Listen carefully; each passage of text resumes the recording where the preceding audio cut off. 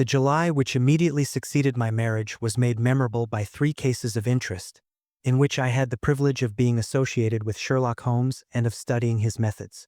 I find them recorded in my notes under the headings of The Adventure of the Second Stain, The Adventure of the Naval Treaty, and The Adventure of the Tired Captain. The first of these, however, deals with interest of such importance and implicates so many of the first families in the kingdom that for many years it will be impossible to make it public. No case, however, in which Holmes was engaged has ever illustrated the value of his analytical methods so clearly or has impressed those who were associated with him so deeply. I still retain an almost verbatim report of the interview in which he demonstrated the true facts of the case to Monsieur de Bugue of the Paris police and Fritz von Waldbaum, the well-known specialist of Danzig, both of whom had wasted their energies upon what proved to be side issues.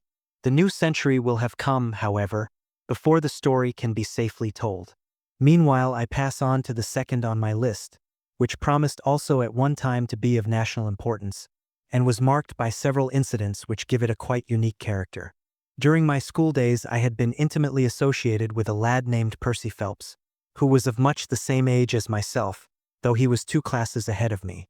He was a very brilliant boy, and carried away every prize which the school had to offer, finishing his exploits by winning a scholarship which sent him on to continue his triumphant career at Cambridge. He was, I remember, extremely well connected, and even when we were all little boys together we knew that his mother's brother was Lord Holdhurst, the great conservative politician. This gaudy relationship did him little good at school.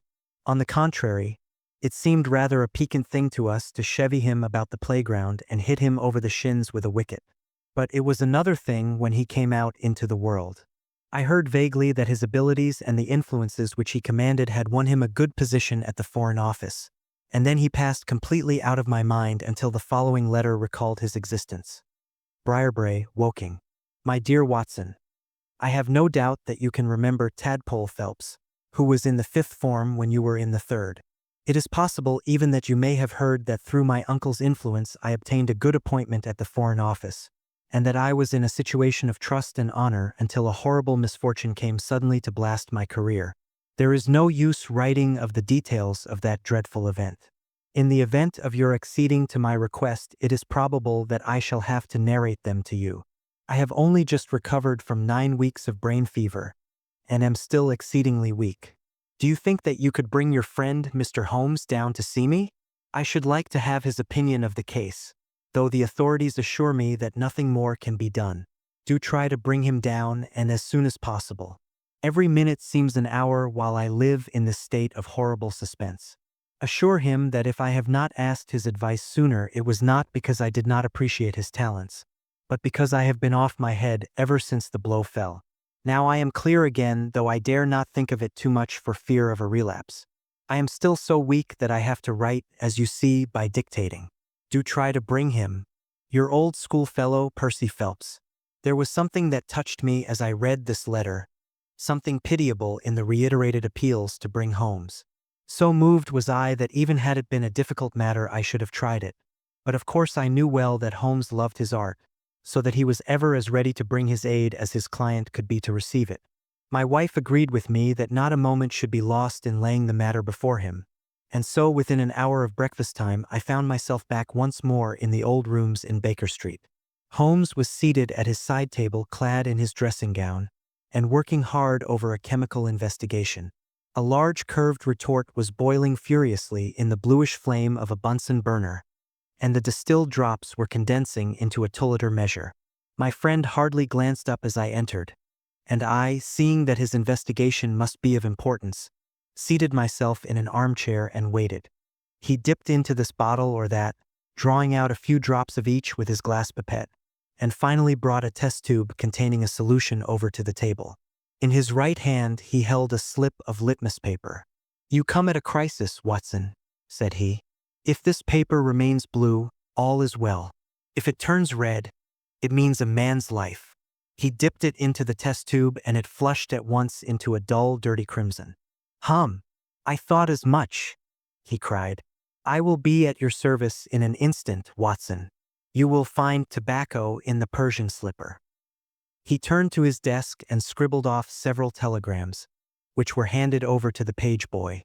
Then he threw himself down into the chair opposite and drew up his knees until his fingers clasped round his long, thin shins. "A very commonplace little murder," said he. "You've got something better, I fancy. You are the stormy petrel of crime, Watson. What is it?" I handed him the letter, which he read with the most concentrated attention. "It does not tell us very much, does it?" he remarked as he handed it back to me. "Hardly anything, and yet the writing is of interest. But the writing is not his own. Precisely. It is a woman's." "A man's surely," I cried. "No, a woman's, and a woman of rare character. You see, at the commencement of an investigation, it is something to know that your client is in close contact with someone who, for good or evil, has an exceptional nature. My interest is already awakened in the case. If you are ready, we will start at once for Woking, and see this diplomatist who is in such evil case, and the lady to whom he dictates his letters." We were fortunate enough to catch an early train at Waterloo, and in a little under an hour we found ourselves among the fir woods and the heather of Woking. Briarbrae proved to be a large detached house standing in extensive grounds within a few minutes' walk of the station. On sending in our cards, we were shown into an elegantly appointed drawing-room, where we were joined in a few minutes by a rather stout man who received us with much hospitality. His age may have been nearer 40 than 30, but his cheeks were so ruddy and his eyes so merry that he still conveyed the impression of a plump and mischievous boy.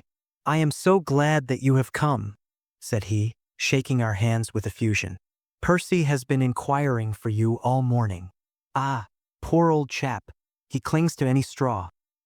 His father and his mother asked me to see you, for the mere mention of the subject is very painful to them." "We have had no details yet," observed Holmes. "I perceive that you are not yourself a member of the family." Our acquaintance looked surprised, and then, glancing down, he began to laugh. "Of course you saw the J.H. monogram on my locket," said he. "For a moment I thought you had done something clever. Joseph Harrison is my name, and as Percy is to marry my sister Annie, I shall at least be a relation by marriage. You will find my sister in his room, for she has nursed him hand and foot this 2 months back. Perhaps we'd better go in at once, for I know how impatient he is." The chamber in which we were shown was on the same floor as the drawing-room. It was furnished partly as a sitting and partly as a bedroom, with flowers arranged daintily in every nook and corner. A young man, very pale and worn, was lying upon a sofa near the open window, through which came the rich scent of the garden and the balmy summer air. A woman was sitting beside him, who rose as we entered. "Shall I leave, Percy?" she asked. He clutched her hand to detain her. "How are you, Watson?" said he cordially. "I should never have known you under that mustache, and I dare say you would not be prepared to swear to me. This, I presume, is your celebrated friend, Mr. Sherlock Holmes." I introduced him in a few words, and we both sat down. The stout young man had left us, but his sister still remained with her hand in that of the invalid. She was a striking-looking woman, a little short and thick for symmetry, but with a beautiful olive complexion, large, dark Italian eyes, and a wealth of deep black hair. Her rich tints made the white face of her companion the more worn and haggard by the contrast. "I won't waste your time," said he, raising himself upon the sofa. "I'll plunge into the matter without further preamble. I was a happy and successful man, Mr. Holmes, and on the eve of being married, when a sudden and dreadful misfortune wrecked all my prospects in life. I was, as Watson may have told you, in the Foreign Office, and through the influences of my uncle, Lord Holdhurst, I rose rapidly to a responsible position. When my uncle became Foreign Minister in this administration, he gave me several missions of trust, and as I always brought them to a successful conclusion, he came at last to have the utmost confidence in my ability and tact. Nearly 10 weeks ago, to be more accurate, on the 23rd of May, he called me into his private room, and, after complimenting me on the good work which I had done, he informed me that he had a new commission of trust for me to execute. "This," said he, taking a grey roll of paper from his bureau, "is the original of that secret treaty between England and Italy of which, I regret to say, some rumors have already got into the public press. It is of enormous importance that nothing further should leak out. The French or the Russian embassy would pay an immense sum to learn the contents of these papers. They should not leave my bureau were it not that it is absolutely necessary to have them copied. You have a desk in your office. Yes, sir. Then take the treaty and lock it up there. I shall give directions that you may remain behind when the others go, so that you may copy it at your leisure without fear of being overlooked. When you have finished, relock both the original and the draft in the desk, and hand them over to me personally tomorrow morning. I took the papers and— "Excuse me an instant," said Holmes. "Were you alone during this conversation?" "Absolutely." "In a large room?" 30 feet each way. "In the center?" "Yes, about it." "And speaking low?" "My uncle's voice is always remarkably low." I hardly spoke at all. "Thank you," said Holmes, shutting his eyes. "Pray go on." I did exactly what he indicated, and waited until the other clerks had departed. One of them in my room, Charles Gorret, had some arrears of work to make up, so I left him there and went out to dine. When I returned, he was gone. I was anxious to hurry my work, for I knew that Joseph, the Mr. Harrison whom you saw just now, was in town, and that he would travel down to Woking by the 11 o'clock train, and I wanted if possible to catch it.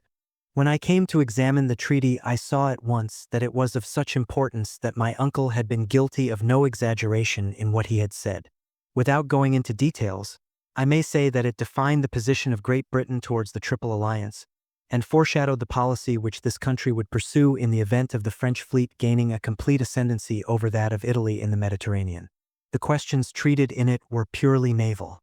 At the end were the signatures of the high dignitaries who had signed it.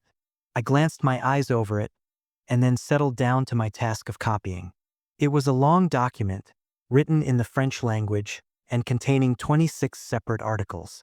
I copied as quickly as I could, but at 9 o'clock I had only done 9 articles, and it seemed hopeless for me to attempt to catch my train. I was feeling drowsy and stupid, partly from my dinner and also from the effects of a long day's work. A cup of coffee would clear my brain.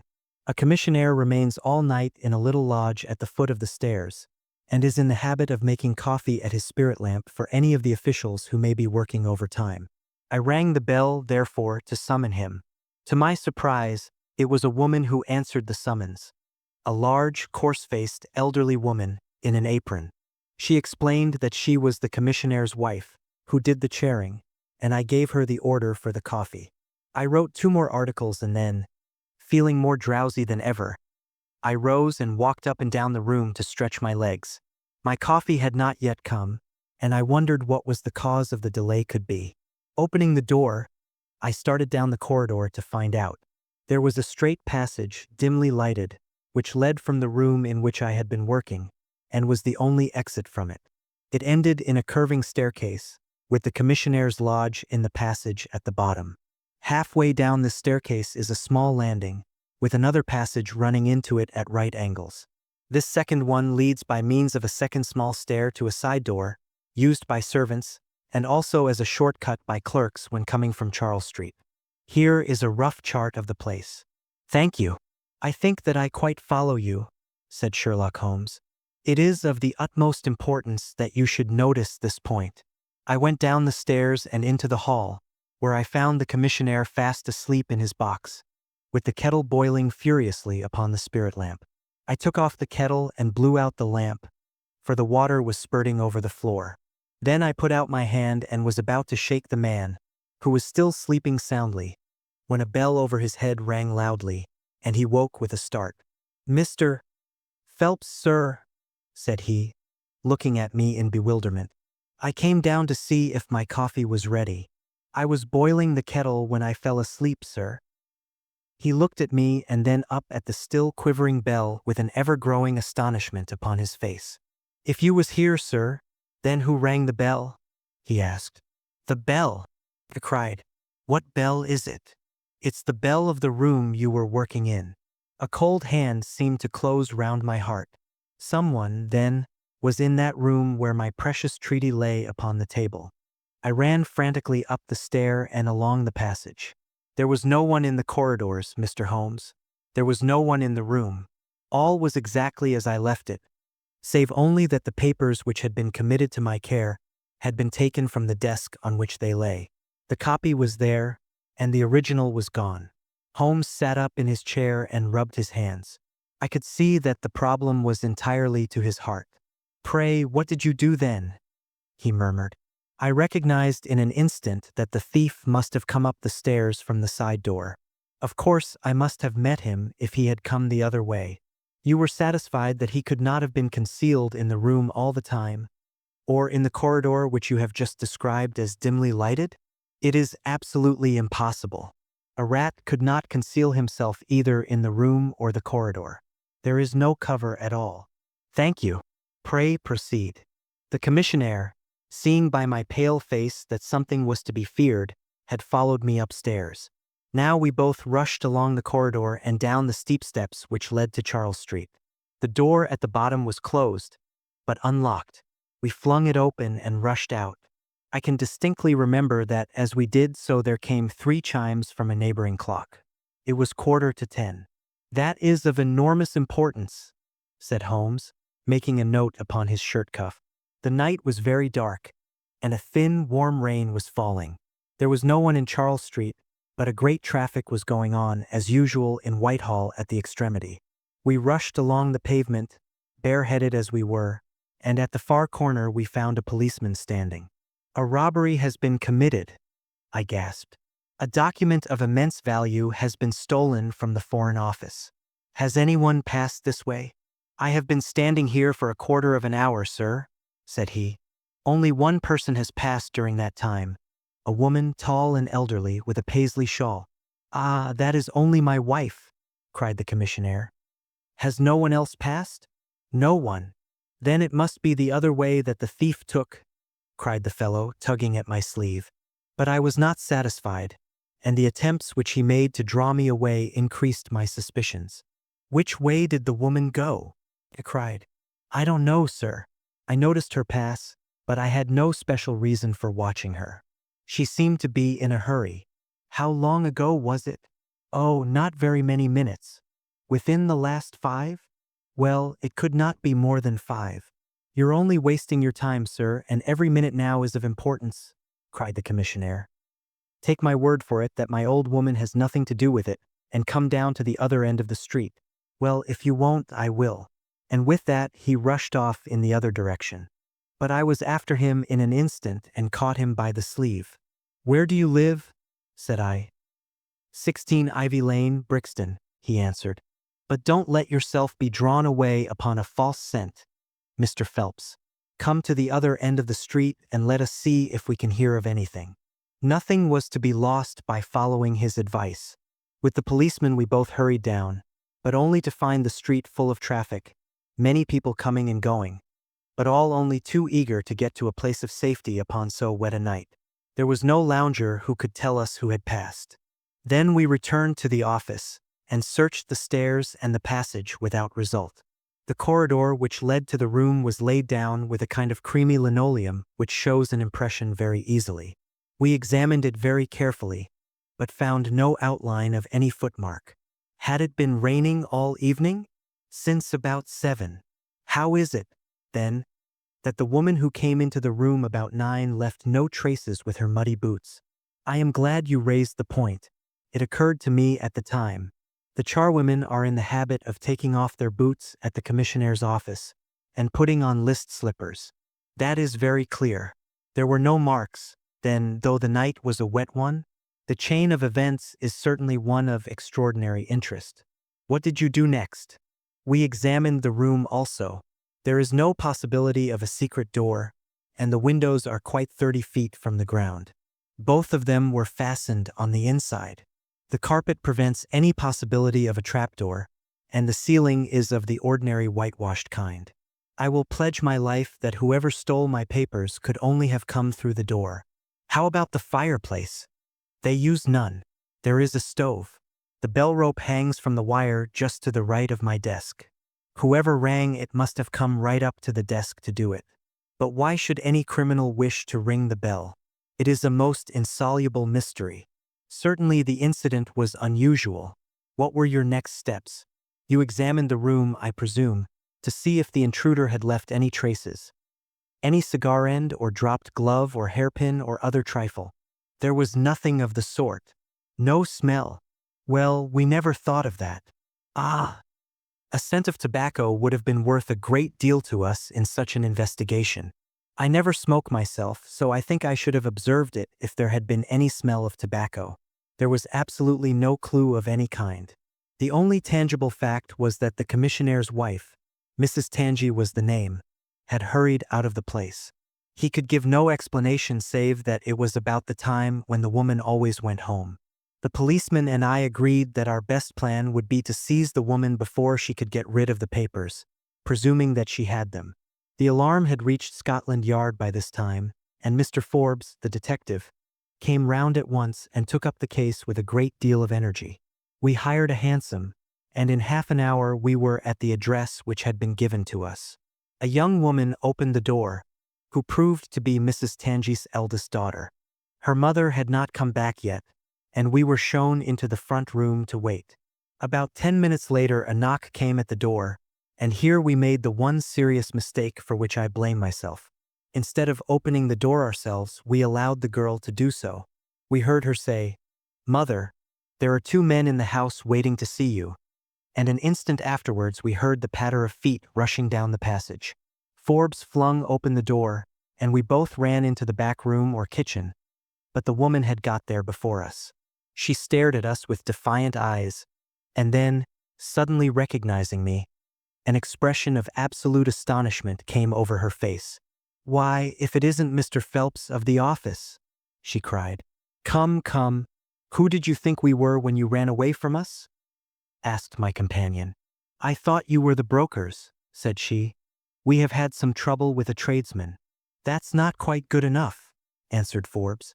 "We have reason to believe that you have taken a paper of importance from the Foreign Office, and that you ran in here to dispose of it. You must come back with us to Scotland Yard to be searched." It was in vain that she protested and resisted. A four-wheeler was brought, and we all 3 drove back in it. We had first made an examination of the kitchen, and especially of the kitchen fire, to see whether she might have made away with the papers during the instant that she was alone. There were no signs, however, of any ashes or scraps. When we reached Scotland Yard, she was handed over at once to the female searcher. I waited in an agony of suspense until she came back with her report. There were no signs of the papers. Then, for the first time, the horror of my situation came in its full force. Hitherto I had been acting, and action had numbed thought. I had been so confident of regaining the treaty at once that I had not dared to think of what would be the consequence if I failed to do so. But now there was nothing more to be done, and I had leisure to realize my position. It was horrible. Watson there would tell you that I was a nervous, sensitive boy at school. It is my nature. I thought of my uncle and of his colleagues in the cabinet, of the shame which I had brought upon him, upon myself, upon everyone connected with me. What though I was the victim of an extraordinary accident? No allowance is made for accidents where diplomatic interests are at stake. I was ruined, shamefully, hopelessly ruined. I don't know what I did. I fancy I must have made a scene. I have a dim recollection of a group of officials who crowded round me, endeavoring to soothe me. One of them drove down with me to Waterloo and saw me into the Woking train.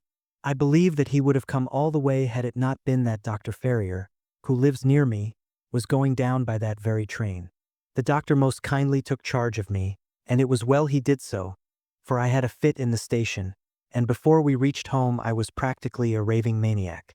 You can imagine the state of things here when they were roused from their beds by the doctor's ringing and found me in this condition. Poor Annie here and my mother were broken-hearted. Dr. Ferrier had just heard enough from the detective at the station to be able to give an idea of what had happened, and his story did not mend matters. It was evident to all that I was in for a long illness. So Joseph was bundled out of this cheery bedroom, and it was turned into a sick room for me. Here I have lain, Mr. Holmes, for over 9 weeks, unconscious, and raving with brain fever. If it had not been for Miss Harrison here and for the doctor's care, I should not be speaking to you now. She has nursed me by day, and a hired nurse has looked after me by night, for in my mad fits I was capable of anything. Slowly my reason has cleared, but it is only during the last 3 days that my memory has quite returned. Sometimes I wish that it never had. The first thing that I did was to wire to Mr. Forbes, who had the case in hand. He came out and assures me that, though everything has been done, no trace of a clue has been discovered. The commissionaire and his wife have been examined in every way without any light being thrown upon the matter. The suspicions of the police then rested upon young Goret, who, as you may remember, stayed over time in the office that night. His remaining behind and his French name were really the only 2 points which could suggest suspicion. But, as a matter of fact, I did not begin work until he had gone, and his people are of Huguenot extraction, but as English in sympathy and tradition as you and I are. Nothing was found to implicate him in any way, and there the matter dropped. I turn to you, Mr. Holmes, as absolutely my last hope. If you fail me, then my honor as well as my position are forever forfeited. The invalid sank back upon his cushions, tired out by this long recital, while his nurse poured him out a glass of some stimulating medicine. Holmes sat silently, with his head thrown back and his eyes closed, in an attitude which might seem listless to a stranger, but which I knew betokened the most intense self-absorption. "Your statement has been so explicit," said he at last, "that you have really left me very few questions to ask. There is one of the very utmost importance, however. Did you tell anyone that you had this special task to perform?" "No one." "Not Miss Harrison here, for example?" "No. I had not been back to Woking between getting the order and executing the commission." "And none of your people had by chance been to see you?" "None." "Did any of them know their way about in the office?" "Oh, yes. All of them had been shown over it." "Still, of course, if you said nothing to anyone about the treaty, these inquiries are irrelevant." "I said nothing." "Do you know anything of the commissionaire?" "Nothing except that he is an old soldier." "What regiment?" "Oh, I have heard, Coldstream Guards." "Thank you. I have no doubt I can get details from Forbes. The authorities are excellent at amassing facts, though they do not always use them to advantage.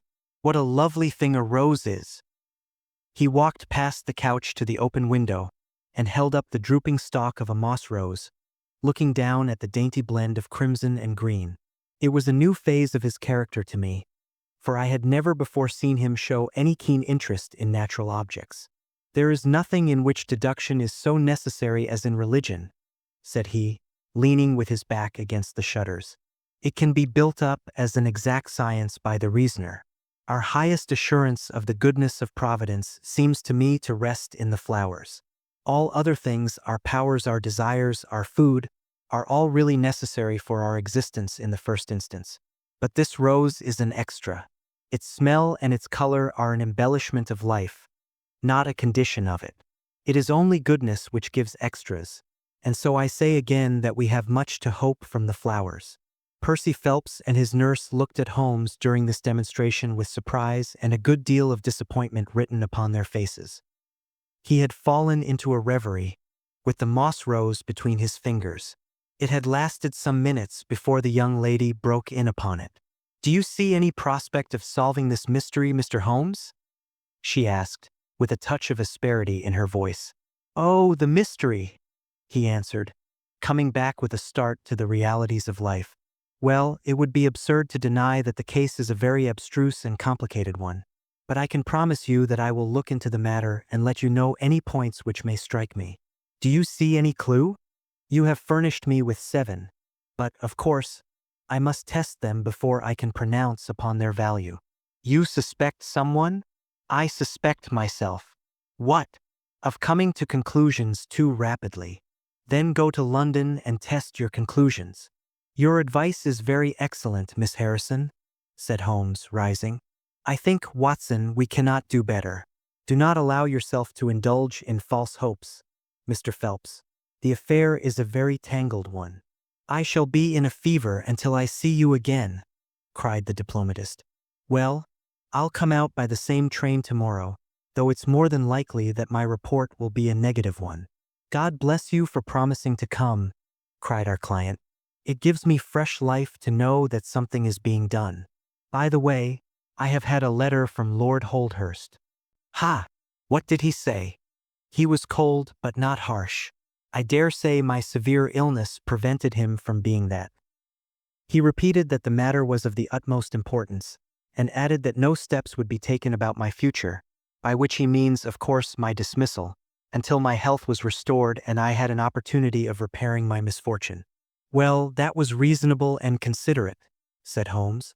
"Come, Watson, for we have a good day's work before us in town." Mr. Joseph Harrison drove us down to the station, and we were soon whirling up in a Portsmouth train. Holmes was sunk in profound thought, and hardly opened his mouth until we had passed Clapham Junction. It's a very cheery thing to come into London by any of these lines which run high, and allow you to look down upon the houses like this. I thought he was joking, for the view was sordid enough, but he soon explained himself. Look at those big, isolated clumps of building rising up above the slates, like brick islands in a lead-colored sea. The board schools. Lighthouses, my boy. Beacons of the future. Capsules with hundreds of bright little seeds in each, out of which will spring the wise, better England of the future. I suppose that man Phelps does not drink. I should not think so. Nor should I, but we are bound to take every possibility into account. The poor devil has certainly got himself into very deep water, and it's a question whether we shall ever be able to get him ashore. What did you think of Miss Harrison? A girl of strong character. Yes, but she is a good sort, or I am mistaken. She and her brother are the only children of an ironmaster somewhere up Northumberland way. He got engaged to her when traveling last winter, and she came down to be introduced to his people with her brother as escort. Then came the smash, and she stayed on to nurse her lover, while brother Joseph, finding himself pretty snug, stayed on too. I've been making a few independent inquiries, you see, but today must be a day of inquiries. My practice, I began. "Oh, if you find your own cases more interesting than mine," said Holmes with some asperity. "I was going to say that my practice could get along very well for a day or two, since it is the slackest time in the year." "Excellent," said he, recovering his good humor. "Then we'll look into this matter together. I think that we should begin by seeing Forbes. He can probably tell us all the details we want until we know from what side the case is to be approached." "You said you had a clue?" "Well, we have several, but we can only test their value by further inquiry. The most difficult crime to track is the one which is purposeless. Now this is not purposeless. Who is it who profits by it? There is the French ambassador, there is the Russian, there is whoever might sell it to either of these, and there is Lord Holdhurst." "Lord Holdhurst. Well, it is just conceivable that a statesman might find himself in a position where he was not sorry to have such a document accidentally destroyed." "Not a statesman with the honorable record of Lord Holdhurst?" "It is a possibility, and we cannot afford to disregard it. We shall see the noble lord today and find out if he can tell us anything. Meanwhile, I have already set inquiries on foot." "Already?" "Yes. I sent wires from Woking Station to every evening paper in London. This advertisement will appear in each of them." He handed over a sheet torn from a notebook. On it was scribbled in pencil, £10 reward. The number of the cab which dropped a fare at or about the door of the Foreign Office in Charles Street at 10:15 in the evening of May 23d. Apply 221B Baker Street. "You are confident that the thief came in a cab? If not, there is no harm done. But if Mr. Phelps is correct in stating that there is no hiding place either in the room or the corridors, then the person must have come from outside. If he came from outside on so wet a night, and yet left no trace of damp upon the linoleum, which was examined within a few minutes of his passing, then it is exceeding probably that he came in a cab. Yes, I think that we may safely deduce a cab. It sounds plausible. That is one of the clues of which I spoke. It may lead us to something. And then, of course, there is the bell, which is the most distinctive feature of the case. Why should the bell ring? Was it the thief who did it out of bravado? Or was it someone who was with the thief who did it in order to prevent the crime? Or was it an accident? Or was it— He sank back into the state of intense and silent thought from which he had emerged. But it seemed to me, accustomed as I was to his every mood, that some new possibility had dawned suddenly upon him. It was 3:20 when we reached our terminus, and after a hasty luncheon at the buffet we pushed on at once to Scotland Yard. Holmes had already wired to Forbes, and we found him waiting to receive us. A small, foxy man with a sharp but by no means amiable expression. He was decidedly frigid in his manner to us, especially when he heard the errand upon which we had come. "I've heard of your methods before now, Mr. Holmes," said he tartly. "You are ready enough to use all the information that the police can lay at your disposal, and then you try to finish the case yourself and bring discredit on them." "On the contrary," said Holmes, "out of my last 53 cases my name has only appeared in 4, and the police have had all the credit in 14. I don't blame you for not knowing this, for you are young and inexperienced, but if you wish to get on in your new duties you will work with me and not against me." "I'd be very glad of a hint or two," said the detective, changing his manner. "I've certainly had no credit from the case so far. What steps have you taken?" "Tangi, the commissionaire, has been shadowed. He left the guards with a good character and we can find nothing against him. His wife is a bad lot, though. I fancy she knows more about this than appears." "Have you shadowed her?" "We have set one of our women on to her. Mrs. Tangi drinks, and our woman has been with her twice when she was well on. But she could get nothing out of her." "I understand that they have had brokers in the house?" "Yes, but they were paid off." "Where did the money come from?" "That was all right. His pension was due. They have not shown any sign of being in funds." "What explanation did she give of having answered the bell when Mr. Phelps rang for the coffee?" "She said that his husband was very tired and she wished to relieve him." "Well, certainly that would agree with his being found a little later asleep in his chair. There is nothing against them then but the woman's character." "Did you ask her why she hurried away that night?" "Her haste attracted the attention of the police constable. She was later than usual and wanted to get home." "Did you point out to her that you and Mr. Phelps, who started at least 20 minutes after he got home before her?" "She explains that by the difference between a bus and a hansom." "Did she make it clear why, on reaching her house, she ran into the back kitchen?" "Because she had the money there with which to pay off the brokers." "She has at least an answer for everything." "Did you ask her whether in leaving she met anyone or saw anyone loitering about Charles Street?" "She saw no one but the constable." "Well, you seem to have cross-examined her pretty thoroughly. What else have you done?" "The clerk Gorret has been shadowed all these 9 weeks, but without result. We can show nothing against him." "Anything else?" "Well, we have nothing else to go upon. No evidence of any kind." "Have you formed a theory about how that bell rang?" "Well, I must confess that it beats me. It was a cool hand, whoever it was, to go and give the alarm like that." "Yes, it was a queer thing to do. Many thanks to you for what you have told me. If I can put the man into your hands you shall hear from me. Come along, Watson." "Where are we going to now?" I asked as we left the office. "We are now going to interview Lord Holdhurst, the cabinet minister and future premier of England." We were fortunate in finding that Lord Holdhurst was still in his chambers in Downing Street, and on Holmes sending in his card we were instantly shown up. The statesman received us with that old-fashioned courtesy for which he is remarkable, and seated us on the 2 luxuriant lounges on either side of the fireplace.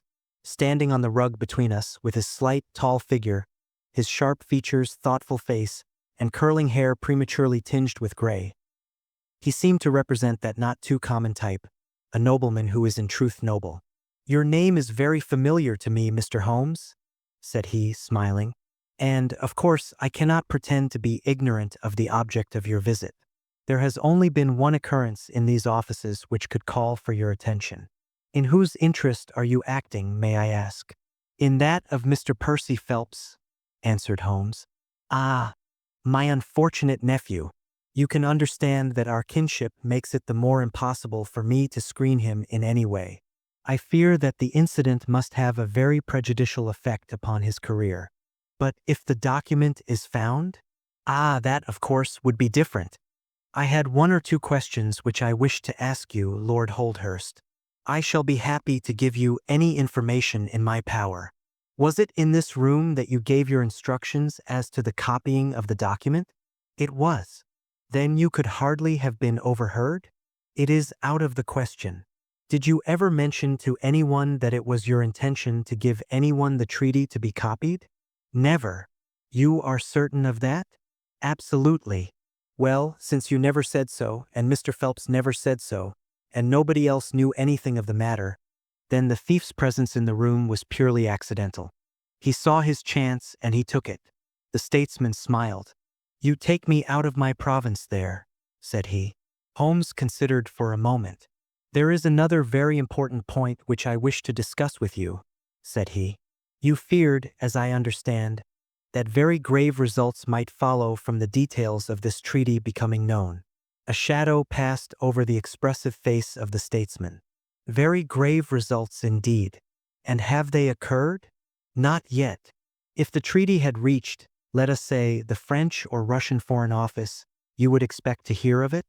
I should, said Lord Holdhurst with a wry face. Since nearly 10 weeks have elapsed, then, and nothing has been heard, it is not unfair to suppose that for some reason the treaty has not reached them. Lord Holdhurst shrugged his shoulders. We can hardly suppose, Mr. Holmes, that the thief took the treaty in order to frame it and hang it up. Perhaps he is waiting for a better price. If he waits a little longer, he will get no price at all. The treaty will cease to be secret in a few months. That is most important, said Holmes. Of course, it is a possible supposition that the thief has had a sudden illness. An attack of brain fever, for example? Asked the statesman, flashing a swift glance at him. I did not say so, said Holmes imperturbably. And now, Lord Holdhurst, we have already taken up too much of your valuable time, and we shall wish you good day. Every success to your investigation, be the criminal who it may, answered the nobleman as he bowed us out the door. He's a fine fellow, said Holmes as we came out into Whitehall. But he has a struggle to keep up his position. He is far from rich and has many calls. You noticed, of course, that his boots had been resold? Now, Watson, I won't detain you from your legitimate work any longer.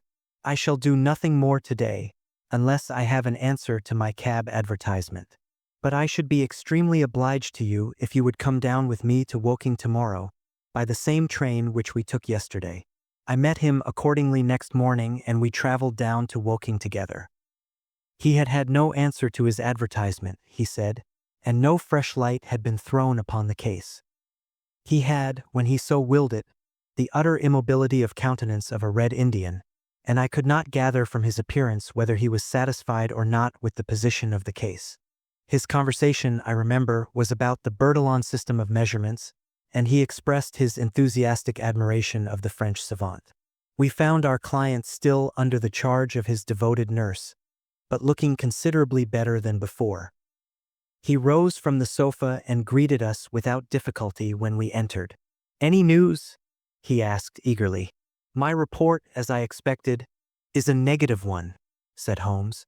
I have seen Forbes, and I have seen your uncle, and I have set 1 or 2 trains of inquiry upon foot which may lead to something. You have not lost heart, then? By no means. God bless you for saying that, cried Miss Harrison. If we keep our courage and our patience, the truth must come out. We have more to tell you than you have for us, said Phelps, reseating himself upon the couch. I hoped you might have something. Yes, we have had an adventure during the night, and one which might have proved to be a serious one. His expression grew very grave as he spoke, and a look of something akin to fear sprang up in his eyes. Do you know, said he, that I begin to believe that I am the unconscious center of some monstrous conspiracy, and that my life is aimed at as well as my honor? Ah, cried Holmes. It sounds incredible, for I have not, as far as I know, an enemy in the world. Yet from last night's experience I can come to no other conclusion. Pray let me hear it. You must know that last night was the very first night that I have ever slept without a nurse in the room. I was so much better that I thought I could dispense with one. I had a night light burning, however. Well, about 2 in the morning I had sunk into a light sleep when I was suddenly aroused by a slight noise. It was like the sound which a mouse makes when it is gnawing a plank, and I lay listening to it for some time under the impression that it must come from that cause. Then it grew louder, and suddenly there came from the window a sharp metallic snick. I sat up in amazement. There could be no doubt what the sounds were now. The first ones had been caused by someone forcing an instrument through the slit between the sashes, and the second by the catch being pressed back. There was a pause then for about 10 minutes, as if the person were waiting to see whether the noise had awakened me. Then I heard a gentle creaking as the window was very slowly opened. I could stand it no longer, for my nerves are not what they used to be.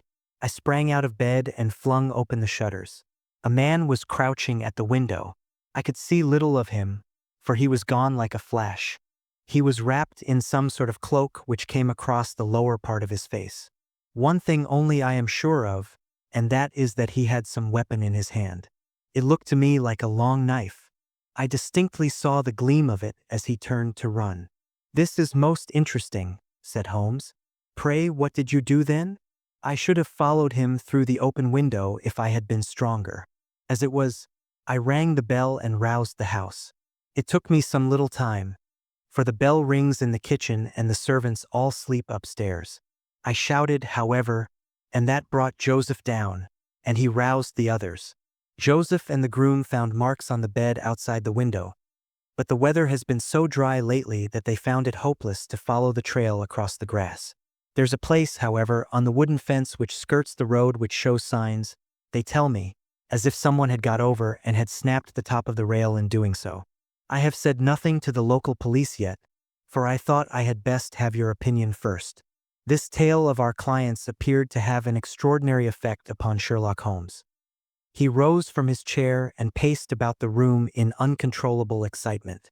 "Misfortunes never come single," said Phelps, smiling, though it was evident that his adventure had somewhat shaken him. "You have certainly had your share," said Holmes. "Do you think you could walk round the house with me?" "Oh, yes, I should like a little sunshine. Joseph will come, too." "And I also," said Miss Harrison. "I am afraid not," said Holmes, shaking his head. "I think I must ask you to remain sitting exactly where you are."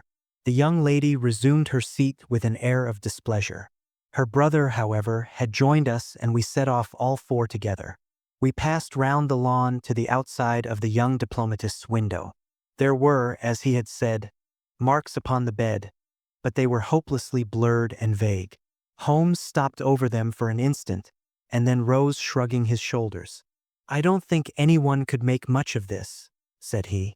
"Let us go round the house and see why this particular room was chose by the burglar. I should have thought those larger windows of the drawing room and dining room would have had more attractions for him." "They are more visible from the road," suggested Mr. Joseph Harrison. "Ah, yes, of course. There is a door here which he might have attempted." "What is it for?" "It is the side entrance for tradespeople. Of course it is locked at night." "Have you ever had an alarm like this before?" "Never," said our client. "Do you keep plate in the house? Or anything to attract burglars?" "Nothing of value." Holmes strolled round the house with his hands in his pockets and a negligent air which was unusual with him. "By the way," said he to Joseph Harrison, "you found some place, I understand, where the fellow scaled the fence. Let us have a look at that." The plump young man led us to a spot where the top of one of the wooden rails had been cracked. A small fragment of the wood was hanging down. Holmes pulled it off and examined it critically. "Do you think that was done last night? It looks rather old, does it not?" "Well, possibly so. There are no marks of anyone jumping down upon the other side. No, I fancy we shall get no help here. Let us go back to the bedroom and talk the matter over." Percy Phelps was walking very slowly, leaning upon the arm of his future brother-in-law. Holmes walked swiftly across the lawn, and we were at the open window of the bedroom long before the others came up.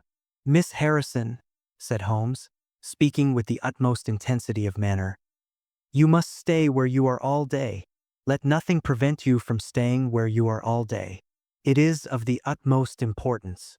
"Certainly, if you wish it, Mr. Holmes," said the girl in astonishment.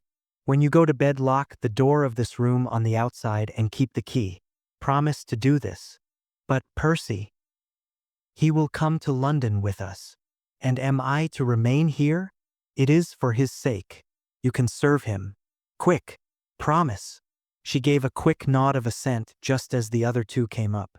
"Why do you sit moping there, Annie?" cried her brother. "Come out into the sunshine.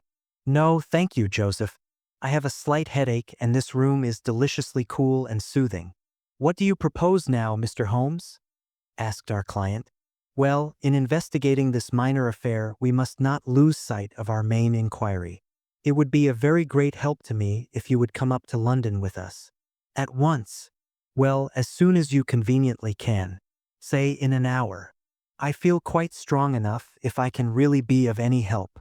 The greatest possible. Perhaps you would like me to stay there tonight? I was just going to propose it. Then, if my friend of the night comes to revisit me, he will find the bird flown.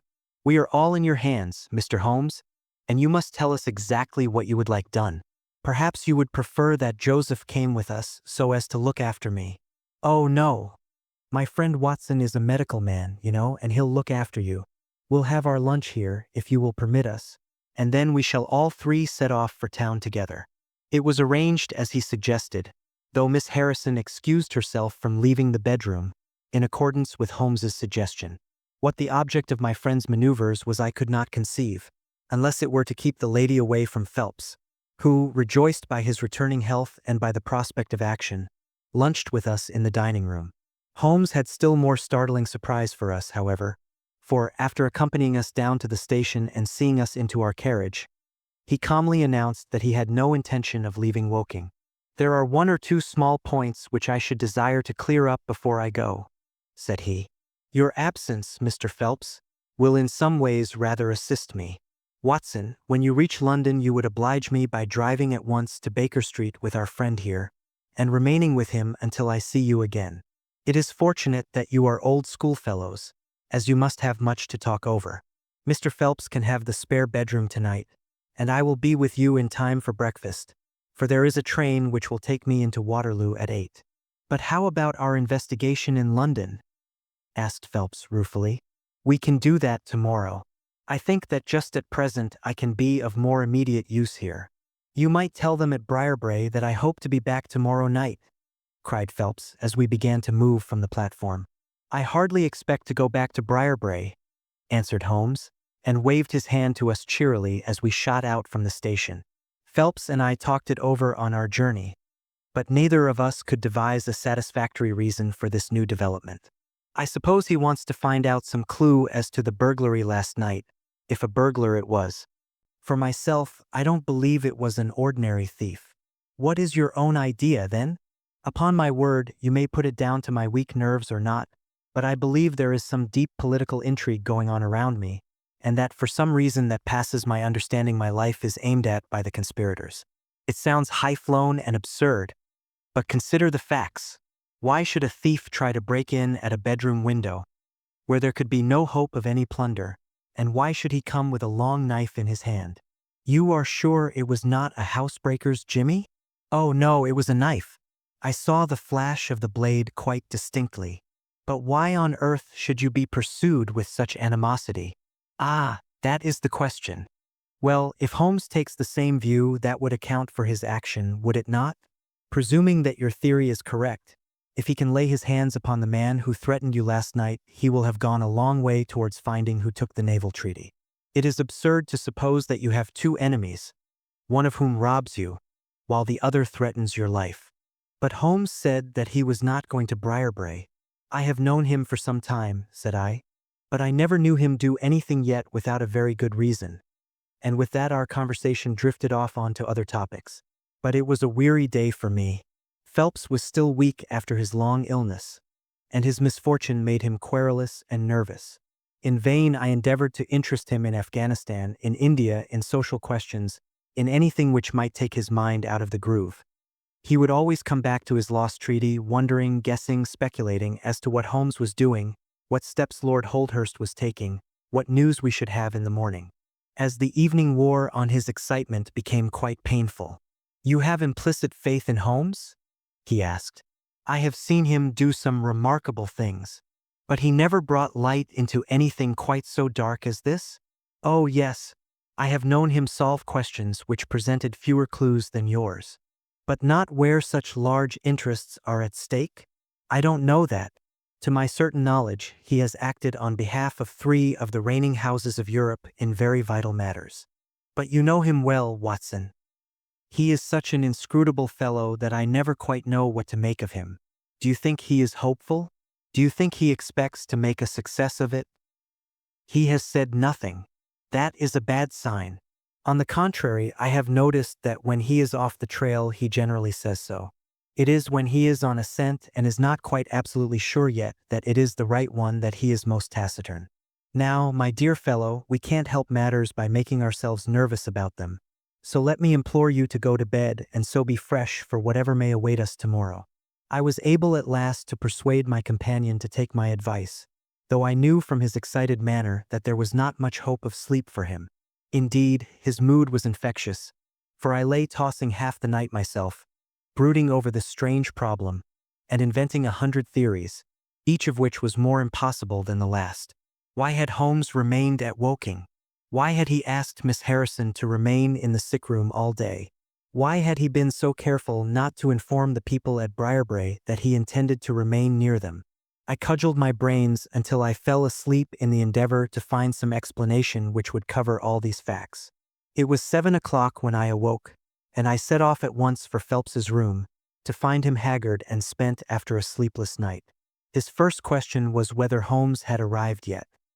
"He'll be here when he promised," said I, "and not an instant sooner or later." And my words were true, for shortly after 8 a hansom dashed up to the door and our friend got out of it. Standing in the window, we saw that his left hand was swathed in a bandage and that his face was very grim and pale. He entered the house, but it was some little time before he came upstairs. "He looks like a beaten man," cried Phelps. I was forced to confess that he was right. "After all," said I, "the clue of the matter lies probably here in town." Phelps gave a groan.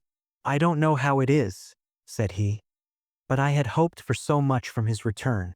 But surely his hand was not tied up like that yesterday. What can be the matter? You are not wounded, Holmes?" I asked as my friend entered the room. "Tut, it is only a scratch through my own clumsiness," he answered, nodding his good mornings to us. "This case of yours, Mr. Phelps, is certainly one of the darkest which I have ever investigated. I feared that you would find it beyond you. It has been a most remarkable experience." "That bandage tells of adventures," said I. "Won't you tell us what has happened?" "After breakfast, my dear Watson. Remember that I have breathed 30 miles of Surrey air this morning. I suppose that there has been no answer from my cabman advertisement? Well, we cannot expect to score every time."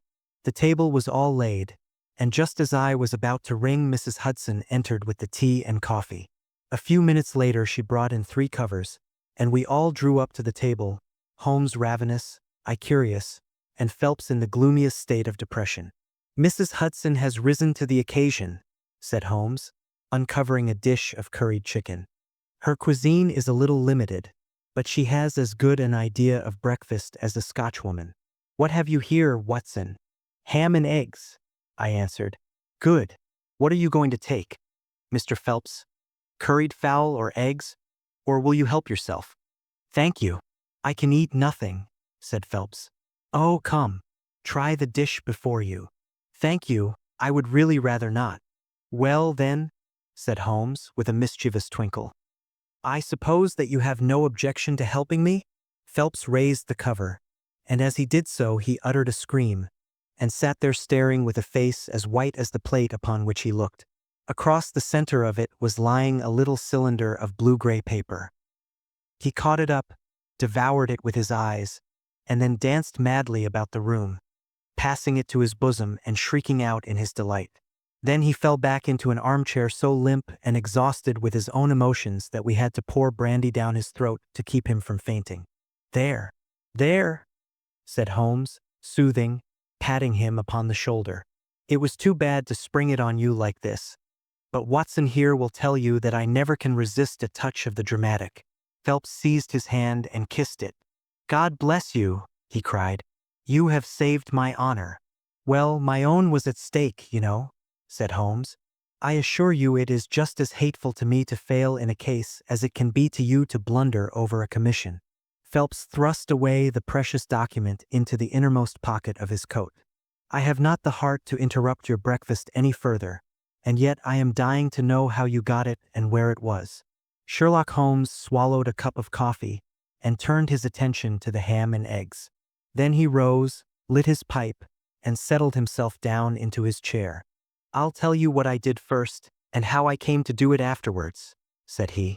"After leaving you at the station, I went for a charming walk through some admirable Surrey scenery to a pretty little village called Ripley, where I had my tea at an inn, and took the precaution of filling my flask and of putting a paper of sandwiches in my pocket. There I remained until evening, when I set off for Woking again, and found myself in the high road outside Briarbrae just after sunset. Well, I waited until the road was clear. It is never a very frequented one at any time, I fancy, and then I clambered over the fence into the grounds." "Surely the gate was open," ejaculated Phelps. "Yes, but I have a peculiar taste in these matters. I chose the place where the 3 fir trees stand, and behind their screen I got over without the least chance of anyone in the house being able to see me. I crouched down among the bushes on the other side, and crawled from one to the other, witness the disreputable state of my trouser knees, until I had reached the clump of rhododendrons just opposite to your bedroom window. There I squatted down and awaited developments. The blind was not down in your room, and I could see Miss Harrison sitting there reading by the table. It was 10:15 when she closed her book, fastened the shutters, and retired. I heard her shut the door, and felt quite sure that she had turned the key in the lock." "The key!" ejaculated Phelps. "Yes. I had given Miss Harrison instructions to lock the door on the outside and take the key with her when she went to bed. She carried out every one of my injunctions to the letter, and certainly without her cooperation you would not have that paper in your coat pocket. She departed then, and the lights went out, and I was left squatting in the rhododendron bush. The night was fine, but still it was a very weary vigil. Of course it has the sort of excitement about it that the sportsman feels when he lies beside the watercourse and waits for the big game. It was very long, though, almost as long, Watson, as when you and I waited in that deadly room when we looked into the little problem of the speckled band. There was a church clock down at Woking which struck the quarters, and I thought more than once that it had stopped. At last, however, about 2 in the morning, I suddenly heard the gentle sound of a bolt being pushed back and the creaking of a key. A moment later the servant's door was opened, and Mr. Joseph Harrison stepped out into the moonlight. "Joseph!" ejaculated Phelps. He was bareheaded, but he had a black coat thrown over his shoulder so that he could conceal his face in an instant if there were any alarm. He walked on tiptoe under the shadow of the wall, and when he reached the window he worked a long-bladed knife through the sash and pushed back the catch. Then he flung open the window, and putting his knife through the crack in the shutters, he thrust the bar up and swung them open. From where I lay I had a perfect view of the inside of the room and of every one of his movements. He lit the 2 candles which stood upon the mantelpiece, and then he proceeded to turn back the corner of the carpet in the neighborhood of the door. Presently he stopped and picked out a square piece of board, such as is usually left to enable plumbers to get at the joints of the gas pipes. This one covered, as a matter of fact, the T-joint which gives off the pipe which supplies the kitchen underneath. Out of this hiding place he drew that little cylinder of paper, pushed down the board, rearranged the carpet, blew out the candles, and walked straight into my arms as I stood waiting for him outside the window. Well, he is rather more viciousness than I gave him credit for, has Master Joseph. He flew at me with his knife, and I had to grasp him twice, and got a cut over the knuckles before I had the upper hand of him. He looked murder out of the only eye he could see with when we had finished, but he listened to reason and gave up the papers. Having got them, I let my man go, but I wired full particulars to Forbes this morning.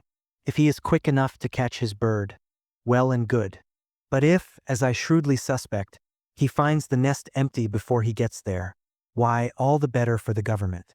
I fancy that Lord Holdhurst for one, and Mr. Percy Phelps for another, would very much rather that the affair never got as far as a police court. "My God!" gasped our client. "Do you tell me that during these long 10 weeks of agony the stolen papers were within the very room with me all the time?" "So it was." "And Joseph a villain and a thief. I am afraid Joseph's character is a rather deeper and more dangerous one than one might judge from his appearance. From what I have heard from him this morning, I gather that he has lost heavily in dabbling with stocks, and that he is ready to do anything on earth to better his fortunes.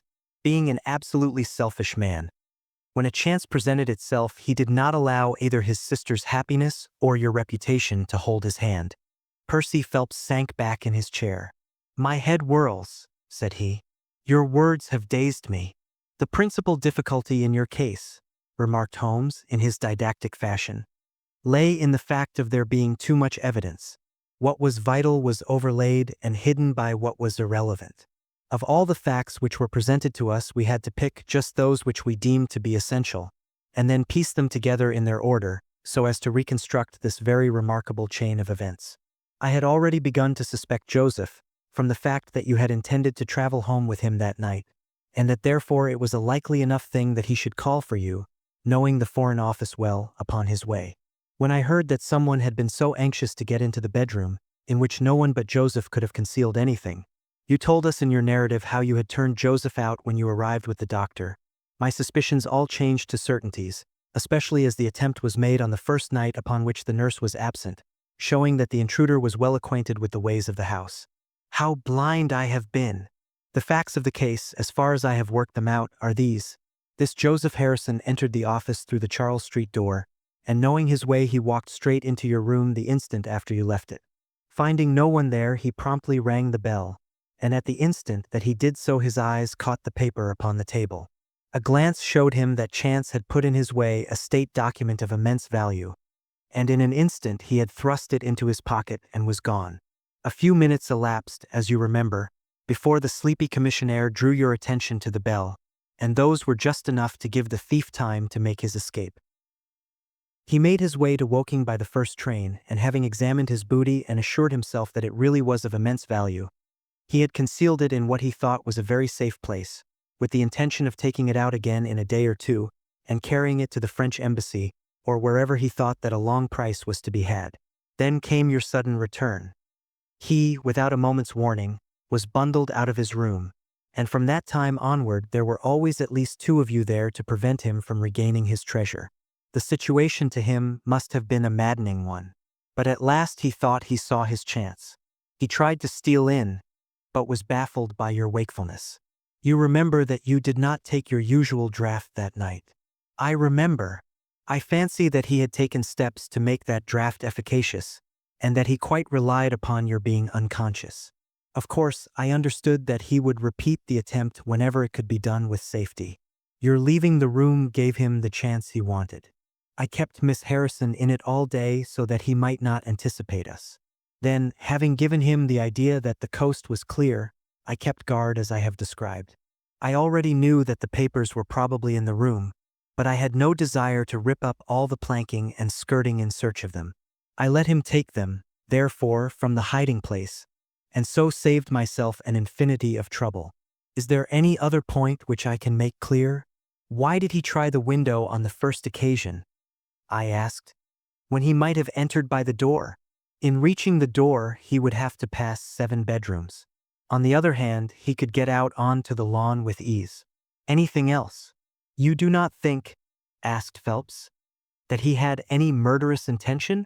The knife was only meant as a tool.